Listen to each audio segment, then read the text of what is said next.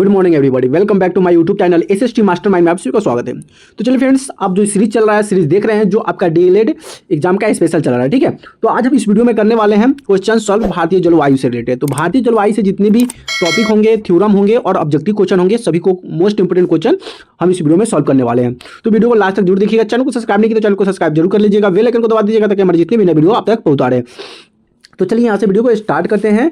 Chapter का नाम है, यानी टॉपिक का नाम है भारतीय जलवायु। भारतीय जलवायु को प्रभावित करने वाला मुख्य कारण, इसके कारण क्या है, इसकी स्थिति क्या है, विस्तार क्या है, सभी हम इसको बारीकी से जानेंगे।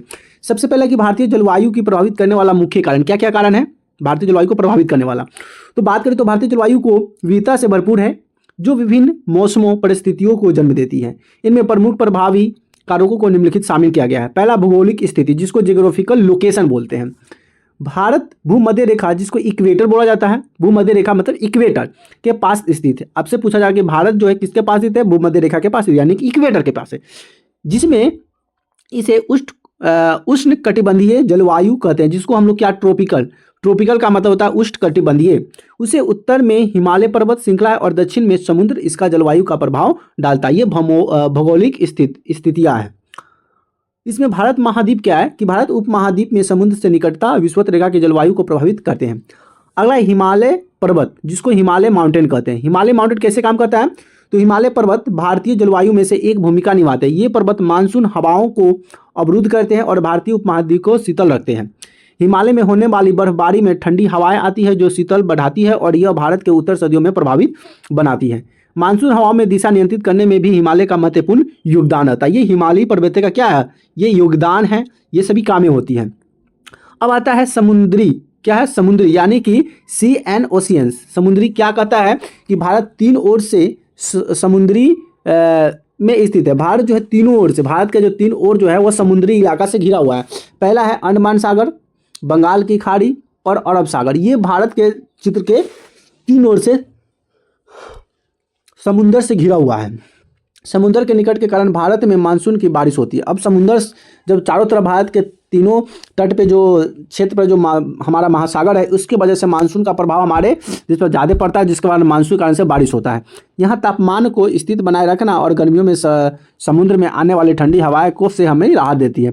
तो जहाँ पे हमारे गर्मियों के मौसम में जो हमारे नदी हो गया, समुंदर हो गया, अगर उसके अगल बगल के जो गांव शहर होते हैं ना, वहाँ पे एकदम अच्छी ठंडी हवा मिलती है। क्योंकि जो भाप जो होता है गर्मियों में, जो नदियों का पानी होता है, नदियों की जो धाराएं होती हैं, जब उधर से जब कोई हवा चलती है तो वहाँ से जो हवा जो आती है एकदम शीत और ठंडी हवा आती है। और ठंड के समय में तो और ठंडी बढ़ती है और गर्मी में तो ठंडी ठंडी हवा आती है, जिससे गर्मी का एहसास खत्म हो जाता है। अगला है कि मानसून प्रणाली। ये मानसून सिस्टम क्या होता है कि भारत की जलवायु मुख्य रूप से मानसून पर निर्भर करती है। भारत का जलवायु किस पर निर्भर करती है, मानसून पर। मानसून जहाँ पे, अगर हमारा मानसून तब ठीक होगा जीव जंतु पेड़ पौधे ज़्यादा होंगे, तो मानसून भी सही समय पर आते जाते रहता है। जून से सितंबर तक दक्षिण पश्चिम मानसून है और अक्टूबर से दिसंबर तक उत्तर पूर्व मानसून भारत में मौसम पर प्रभावित करता है। जो कि ये पश्चिम बंगाल, जो कि अरब सागर हो गया, हिमालय की खाड़ी हो गया, अंडमान निकोबार हो गया, अरब सागर हो गया, ये सभी हमारे उत्तर पश्चिम से होते हुए जब गुजरता है तो वहाँ का जो मानसून हमें हमारे मौसम पर प्रभाव डालता है। मानसून से वर्षा होती है, जो भारतीय कृषि और जलवायु को प्रभावित करता है। अगर मानसून समय पर नहीं आएगा तो फिर हमारे खेत का जो फसलें होगा वो सही से नहीं होगा। जैसे कि जो समय पर बारिश का समय जो होता है आपका जुलाई अगस्त सितंबर के समय होता है, अगर उस समय बारिश नहीं आएगा तो फिर आपका खेती बाड़ी नहीं होता है। तो इसलिए वो सब होना बहुत जरूरी होता है। अब हम बात कर लें ऊंचाई, जिसको एल्टीट्यूड कहते हैं। एल्टीट्यूड मतलब ऊंचाई जो होता है, किस तरह से ऊंचाई की बात की गई है, तो भारतीय उपमहाद्वीप में ऊंचाई भी जलवायु का प्रभावित करती है। उच्च क्षेत्र जैसे कि हिमालय क्षेत्र में ठंडक बढ़ जाती है, जबकि समुद्री तल से नीचे क्षेत्र जैसे कि कर्नाटक और गुजरात में गर्मी अधिक पड़ती है। गुजरात में तो भाई सबसे ज़्यादा गर्मी पड़ती है। और जब समुद्री तट से नीचे क्षेत्र का, समुद्र तल से जो नीचे वाला जो पहाड़ी से नीचे जो क्षेत्र होता है, वहाँ पे खूब गर्मी हो, जैसे गुजरात हो गया और कर्नाटक हो गया। उच्च क्षेत्र में तापमान कम होता है, जबकि निचले क्षेत्र में अधिक गर्मी पड़ता है। उसके बाद आता है वाइंड पैटर्न, जिसको हम लोग कहते हैं पवन प्रवाह यानी कि पवन यानी कि हवा। तो हवा की बात करें तो हवा क्या कहता है, हवा कहता है कि वायु दाब, वायु प्रेशर या क्या प्रेशर, वायु दाब यानी कि प्रेशर, वायु दाब यानी प्रेशर हवा के प्रवाह के कारण मौसम में परिवर्तन होता है। गर्मियों में भारत में दक्षिण पश्चिमी मानसून चलती है। अब पूछा जाएगा कि भारत में जो पवन चलती है कैसी पवन चलती है, तो दक्षिण से पश्चिम गर्मियों में तो पूछा है गर्मियों में भारत में दक्षिण पश्चिम पवन चलती है जो मानसून में वर्षा लाती है। ठंडी हवाएं जो उत्तर से आती है भारत में उत्तरी और पश्चिमी हिस्सों में शीतल बढ़ाती है। अब बात करते हैं लोकल फैक्टर का। लोकल फैक्टर की अगर बात करें तो लोकल फैक्टर है क्या ये? तो लोकल फैक्टर की अगर हम बात सही से देखा जाए, ठंडी हवाएं जिसको कोल्ड वाइंड कहते हैं, उत्तर भारत में सर्दियों में ठंडी हवाएं चलती है। जैसे हिमालय की बर्फीली हवाएं सर्दियों को और भी शीतल बना देती है। भूमि की प्रकृति, नेचर ऑफ लैंड, भूमि की किस्म जैसे कि रेगिस्तान, राजस्थान की धारा और समुद्र तट की जलवायु पर प्रभाव डालती है। रेगिस्तान में गर्म अधिक होती है जबकि समुद्र तट का तापमान अपेक्षित रहता है। अगला है लंबाई और ऊंचाई, लैटिट्यूड एंड द लॉन्जिट्यूड। ये लंबाई और ऊंचाई भी महत्वपूर्ण भूमिका निभाता है। कैसे निभाता है महत्वपूर्ण भूमिका? तो भारत का अक्षांश और देशांत यानी कि उत्तर दक्षिण पूर्व पश्चिम स्थित जलवायु का प्रभाव डालती है। जो पूरब और उत्तर दक्षिण हो गया, पूर्व पश्चिम की जो दिशा होती है वहाँ पे भी जलवायु का प्रभाव जो होता है काफ़ी दिखाता है। उत्तर में अधिक तापमान होता है जबकि दक्षिण में अपेक्षाकृत कम तापमान होता है। अब बात कर लेते हैं नेचुरल क्लाइमेट्स का। ये नेचुरल क्लाइमेट्स क्या होता है? नेचुरल क्लाइमेट्स की बात करते हैं प्राकृतिक आपदाएं होता है। क्या है प्राकृतिक आपदाएं?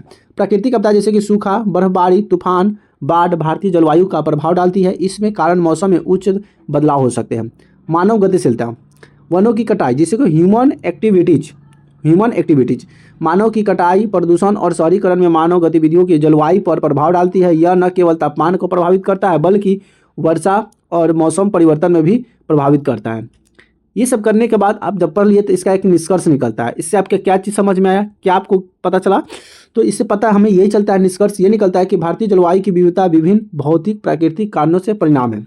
ये जलवायु जो है भौतिक भी है और प्राकृतिक से भी इसका परिणाम है, रिजल्ट है। इसके प्रमुख कारण है कि भौगोलिक स्थिति, हिमालय पर्वत, समुद्री मानसून प्रणाली, पवन प्रवाह और स्थिति प्रवाह, इन सभी कारणों के संयोजन में भारत में विभिन्न प्रकार के जलवायु परिस्थितियां पाई जाती है जो प्राकृतिक जलवायु जीवन शैली प्रभावित करती है।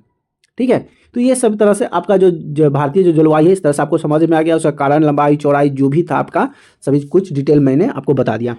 अब इसको पढ़ने के बाद फिर आपको इसी में से आपका क्वेश्चन हम 20 को लिए हैं।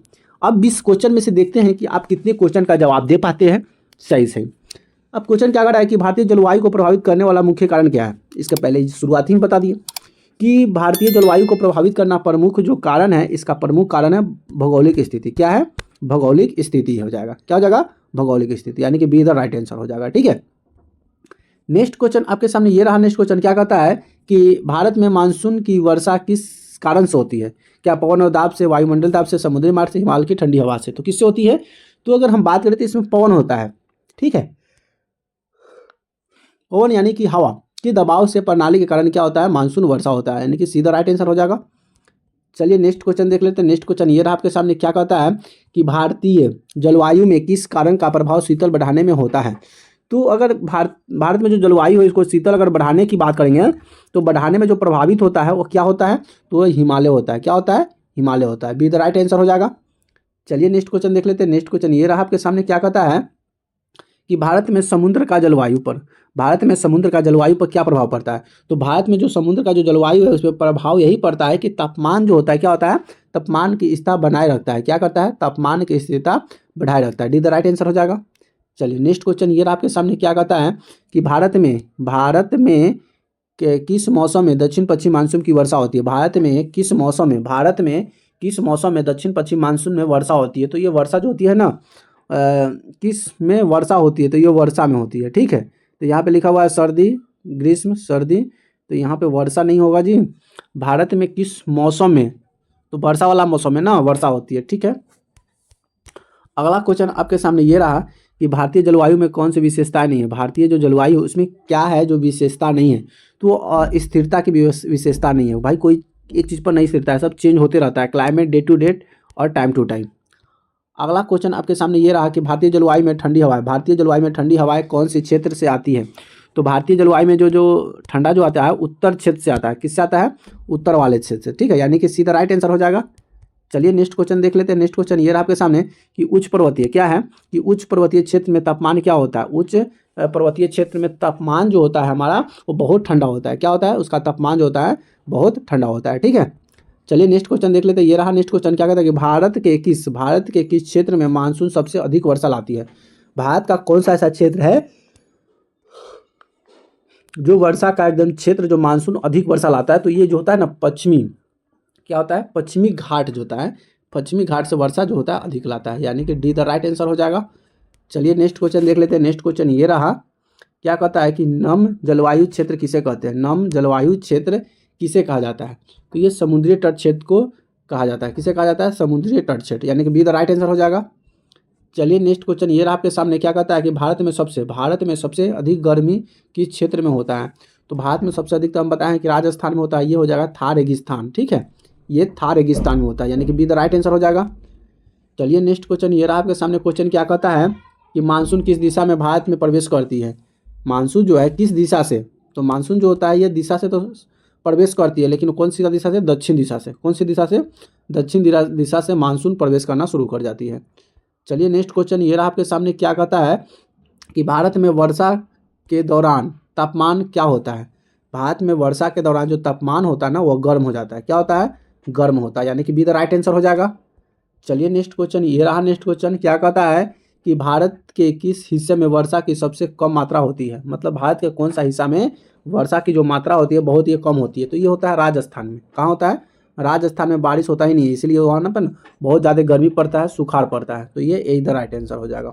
चलिए नेक्स्ट क्वेश्चन देख लेते हैं। नेक्स्ट क्वेश्चन ये रहा आपके सामने, क्या कहता है कि भारत के किस क्षेत्र में वर्षा की सबसे अधिक मात्रा होती है? मतलब भारत का कौन सा ऐसा क्षेत्र है जिसमें वर्षा की जो मात्रा होता है वो सबसे अधिक होता है? तो ये होता है पश्चिमी घाट पर। कहाँ होता है?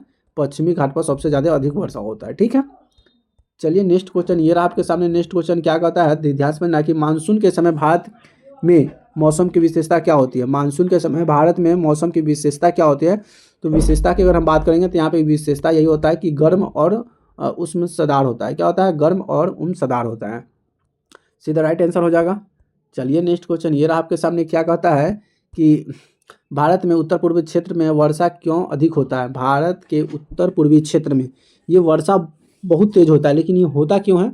इसलिए होता है कि ऊंचाई और हवा के कारण। खूब ऊंचाई होता है और हवा तेज बहती है, जिसका समुद्री तल से जो पानी का जो क्षेत्र होता है वह बहुत उठाकर ले जाता है, इसीलिए वहाँ पे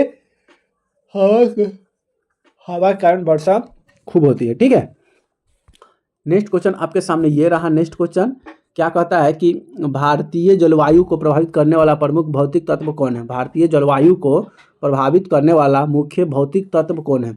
तो अगर भौतिक तत्व की बात करेंगे तो ये पर्वत होता है। कौन सी पर्वत होता है?